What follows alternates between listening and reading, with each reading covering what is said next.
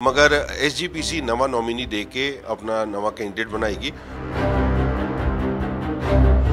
Committee का गठन होना बड़ा जरूरी है और असी पूरी अपील करांगे कोर्ट दे विच भी जाके और डायरैक्टर नूं भी कि इहदा फैसला कराया जाए। अगर 2 मैंबर का फैसला नहीं होंदा तो 49 मैंबर के नाल इहदी इलैक्शन कराई जाए। और इस केस दे विच सरदार मनजिंदर सिंह सिरसा ने अपनी पावर्स किसी नूं डेलीगेट नहीं कीतियां। उन्होंने इस्तीफा दिता, इस्तीफा उन्हां दा एक्सैप्ट करन दा साडे कोल पावर नहीं है। सो मैनूं लगदा है ये सारा सिस्टम जो कार्यकारी चल रहा है वैसे ही चलेगा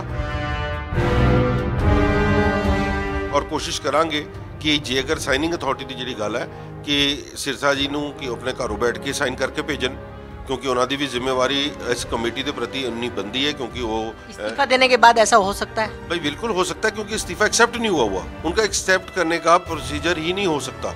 तो इसलिए साइन तो उनके चल सकते हैं, क्योंकि उनको मेरे पास पावर ही नहीं है कि उनका इस्तीफा एक्सेप्ट करें।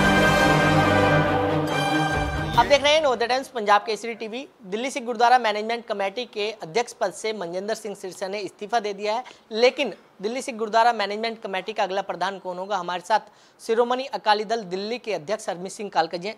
कालका साहब, आप कमेटी के महासचिव भी हो, अब अगला प्रधान कौन होगा? देखो ये गल जो इसका फैसला सिर्फ और सिर्फ सरदार सुखबीर सिंह बादल साहब के इख्तियार च है और किनू भी वो मान बख्शणगे जो पार्टी की सेवा लाणगे, वो सारी पार्टी एकजुट होकर उस फैसले का स्वागत करेगी और अज तक करती आई है। और मैनू इस अपनी पार्टी के सारे मैंबर साहबान जिते हुए हैं तो हारे हुए हैं तो और पार्टी वर्करां ते मान है कि कोई भी फैसला पार्टी के अध्यक्ष ने लिया असी सारे मिल के मनिया और आने वाला समय भी उन्होंने नेतृत्व में जिन्हों भी वो इतने प्रधानगी की सेवा देंगे वो सारी टीम उन्होंने एक्सेप्ट करेगी। अच्छा सर, कानूनी प्रक्रिया होती क्या है? जिस तरीके से अभी अगर मौजूदा बात करें, आप महासचिव हैं, 2017 में जब चुनाव हुए थे उसके बाद जब आप महासचिव बने हैं, क्योंकि 2021 के चुनाव हुए हैं, अभी तक नई कमेटी का गठन नहीं हो पाया है, क्या पुराने वाली कमेटी ही अभी चल रही है?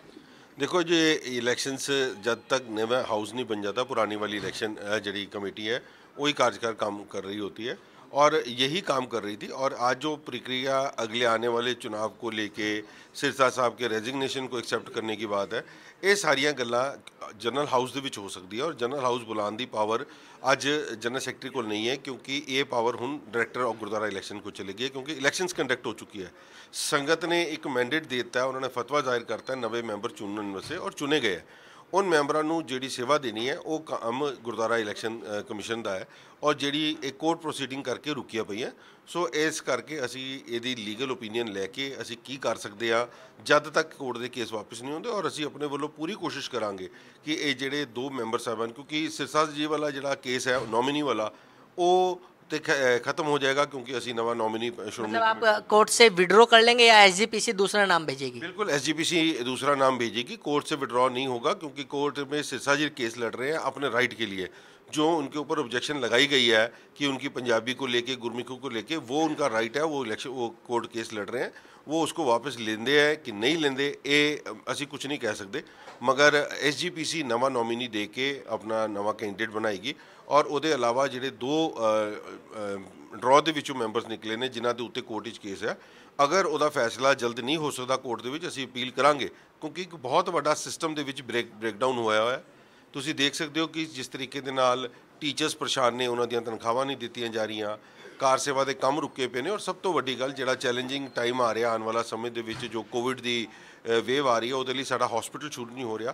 ये सारे कामां नूं शुरू करन वास्ते सानू पूरी कमेटी का गठन होना बड़ा जरूरी है और असी पूरी अपील करांगे कोर्ट दे विच भी जाके और डायरैक्टर नूं भी कि इहदा फैसला कराया जाए। अगर 2 मैंबर्स का फैसला नहीं होंदा तो 49 मैंबर के नाल इहदी इलैक्शन कराई जाए। अगर अभी की बात करें तो मौजूदा प्रधान ने इस्तीफा दे दिया, जो मीत प्रधान है वो कोर्ट ने रिजेक्ट कर दी उनकी मेंबरी, अब विकल्प क्या बचता है? तीसरा मेंबर प्रधान बने? नहीं, पहली गल तो दिल्ली एक सिख गुरुद्वारा प्रबंधक कमेटी का जिहड़ा कॉन्स्टिट्यूशनल राइट है, पावर सिर्फ प्रेजिडेंट और जनरल सैकटरी को होंदी है। उस तो बाद जिहड़ियां पावर्स ने वो अगे डेलीगेट कीतियां जांदियां। जो प्रधान है वो जब अपनी एबसेंस दे विच सीनियर मीत प्रधान नूं या उहदी एबसेंस विच मीत प्रधान नूं दे सकदा। जनरल सैकटरी जी है अपनी पावर जॉइंट सैकटरी नूं दे सकदा। एक संविधान का तरीका है, संविधान सिस्टम है। और इस केस दे विच सरदार मनजिंदर सिंह सिरसा ने अपनी पावर्स किसी नूं डेलीगेट नहीं कीतियां। उन्होंने इस्तीफा दिता, इस्तीफा उन्हां दा एक्सैप्ट करन दा ਸਾਡੇ ਕੋਲ ਪਾਵਰ ਨਹੀਂ ਹੈ। ਸੋ ਮੈਨੂੰ ਲੱਗਦਾ ਹੈ ਇਹ ਸਾਰਾ ਸਿਸਟਮ ਜੋ ਕਾਰਜਕਾਰੀ ਚੱਲ ਰਿਹਾ ਹੈ वैसे ही चलेगा, क्योंकि ਇਹਦੇ ਵਿੱਚ कानूनी राइट किसी के पास नहीं है, और जितने तक वाइस प्रेसिडेंट को पास पावर आने की बात है ये सवाल ही नहीं पैदा उठता। लेकिन अब कानूनी प्रक्रिया दिल्ली कमेटी के कामकाज किस तरीके से होंगे, क्योंकि सिग्नेचर अथॉरिटी अध्यक्ष और महासचिव की होती है, अध्यक्ष है नहीं महासचिव ओनली, क्या अभी महासचिव ये सारे डिसीजन ले सकता है? देखो ਜਿਹੜੇ ਵੱਡੇ ਡਿਸੀਜਨ ਹੈ ਉਹ ਵੈਸੇ ਨਹੀਂ ਕੀਤੇ ਜਾ ਰਹੇ ਸੀ, ਮਗਰ ਸਾਡੀ ਕਮੇਟੀ ਸਾਰੀ ਨਾਲ ਹੈ। ਸਾਡੇ ਕੋਲੋਂ ਜਿਹੜੀ ਉਸ ਕਮੇਟੀ ਜਿਹਦੇ ਵਿੱਚ ਮੈਂ ਜਨਰਲ ਸੈਕਟਰੀ ਹਾਂ, ਸਰਦਾਰ ਸਿਰਸਾ ਜੀ ਪ੍ਰਧਾਨ ਨੇ, ਉਹਦੇ ਐਗਜ਼ੈਕਟਿਵ ਦੇ ਮੈਂਬਰਸ ਨਾਲ ਬੈਠੇ ਨੇ, ਔਰ ਸਾਰਿਆਂ ਦੇ ਨਾਲ ਮਿਲ ਕੇ ਇਸ ਕਮੇਟੀ ਨੂੰ ਅੱਗੇ ਤੱਕ ਚਲਾਵਾਂਗੇ ਜਦ ਤੱਕ ਕੋਰਟ ਸਾਨੂੰ ਪਰਮਿਟ ਕਰੇਗੀ। ਔਰ ਕੋਸ਼ਿਸ਼ ਕਰਾਂਗੇ ਕਿ ਜੇ ਅਗਰ ਸਾਈਨਿੰਗ ਅਥਾਰਟੀ ਦੀ ਜਿਹੜੀ ਗੱਲ ਹੈ ਕਿ ਸਿਰਸਾ ਜੀ ਨੂੰ ਕਿ ਆਪਣੇ ਘਰੋਂ ਬੈਠ ਕੇ ਸਾਈਨ ਕਰਕੇ ਭੇਜਣ, क्योंकि उन्होंने भी जिम्मेवारी इस कमेटी के प्रति उन्नी बनती है, क्योंकि वो इस्तीफा देने के बाद ऐसा हो सकता है? भाई बिल्कुल हो सकता है, क्योंकि इस्तीफा एक्सेप्ट नहीं हुआ उनका एक्सेप्ट करने का प्रोसीजर ही नहीं हो सकता, तो इसलिए साइन तो उनके चल सकते हैं, क्योंकि उनको मेरे पास पावर ही नहीं है कि उनका इस्तीफा एक्सेप्ट करें। ये बाई लॉज तो है हमारी, मगर कोशिश तो यही रहेगी कि हमारी अपनी पार्टी का, हमारी वो जो जिसको भी हम कार्यकारी प्रधान बनाएं वो यदि सेवा कर सके, और उसके लिए हम लीगल ओपिनियन शाम तक या कल तक लेके रहे। अच्छा, आपको अंदेशा था कि मनजिंदर सिंह सिरसा इस्तीफा दे रहे हैं, क्योंकि कल एक वीडियो भी जारी की गई थी, आप लोग उसमें बैठे हुए थे कि वो अपने पदों से इस्तीफा दे रहे हैं, क्या कोई बातचीत हुई थी आप लोगों की? देखो जो उन्होंने अपना इस्तीफा देने की बात की है ਉਹ ਗੱਲ ਉਹਨਾਂ ਨੇ ਦੂਜੇ ਤਰੀਕੇ ਦੇ ਨਾਲ ਆਪਣੇ ਮੈਂਬਰਸ ਦੇ ਨਾਲ ਅੱਗੇ ਪੁੱਟ ਅਪ ਕੀਤੀ ਹੈ ਕਿ ਮੈਂ ਕਮੇਟੀ ਦੇ ਵਿੱਚ ਕਿ ਮੈਨੂੰ ਸਮਝ ਆ ਰਿਹਾ ਕਿ ਮੈਂ ਅੱਗੋਂ ਪ੍ਰਧਾਨ ਮੈਂਬਰ ਨਹੀਂ ਬਣ ਸਕਦਾ, ਔਰ ਮੇਰੇ ਇੱਥੇ ਰਹਿੰਦੇ ਹੋਏ ਇਸ ਸਿਸਟਮ ਦੇ ਵਿੱਚ ਪ੍ਰੋਬਲਮ ਆਏਗੀ, ਇਸ ਕਰਕੇ ਉਹਨਾਂ ਨੇ ਸਭ ਨੂੰ ਕੌਨਫੀਡੈਂਸ ਦੇ ਕੇ ਆਪਣਾ ਇਸਤੀਫਾ ਦਿੱਤਾ ਹੈ। ਮਗਰ ਇਹਦੀ ਨੌਲੇਜ ਸਾਰੇ ਮੈਂਬਰ ਸਾਹਿਬਾਨ ਨੂੰ ਸੀ, ਜਿਸ ਤਰ੍ਹਾਂ ਮੇਰੇ ਕੋਲ ਸੀ, ਸਾਰਿਆਂ ਕੋਲ ਸੀ, ਮਗਰ ਇਮੀਡੀਏਟਲੀ 15 ਮਿੰਟ ਬਾਅਦ ਪਾਰਟੀ ਜੁਆਇਨ ਕਰਨ ਦਾ ਇਹ ਬਾਰੇ ਕਿਸੇ ਨੇ ਖਾਬੋ ਖਿਆਲਾਂ 'ਚ ਵੀ ਨਹੀਂ ਸੋਚਿਆ ਸੀ। ਇਹ ਫੈਸਲਾ ਉਹਨਾਂ ਦਾ ਆਪਣਾ ਨਿੱਜੀ ਫੈਸਲਾ ਹੈ, ਔਰ ਪਾਰਟੀ ਜਾ ਕੇ ਬੀਜੇਪੀ ਜੁਆਇਨ ਕਰਨਾ ਇਹ ਪਾर्टी लिए एक सेटबैक है। शिरोमणि अकाली दल जो दिल्ली इकाई थी उसको नुकसान? बिल्कुल, पार्टी का एक सिपाही चले जाए तो नुकसान होता है। ये तो पार्टी के गुरुद्वारा कमेटी के प्रेसिडेंट है, तो मैं समझता हूँ कि नुकसान खाली दिल्ली इकाई को नहीं है, पंजाब इकाई को भी है, क्योंकि बहुत बड़ा मान और बड़ी ज़्यादा जिम्मेवारी सरदार सुखबीर सिंह बादल साहब ने उनके ऊपर दे रखी थी। शायद मैं समझता हूँ कि इससे बड़ी आज तक किसी को नहीं मिली, इस करके इसलिए पार्टी को सेटबैक पहुँचा है। अच्छा सर, जिस तरीके से श्री अकाल तख्त साहिब के जत्थेदार का बयान सामने आया, उन्होंने कहा है कि जिस तरह इसके लिए उन्होंने बीजेपी में शामिल हुए, उसके लिए दिल्ली के सिख भी जिम्मेदार हैं कि उनके ऊपर केस डाले गए। केस डालने के बावजूद उनके पास विकल्प एक ही था, या तो जेल या फिर बीजेपी।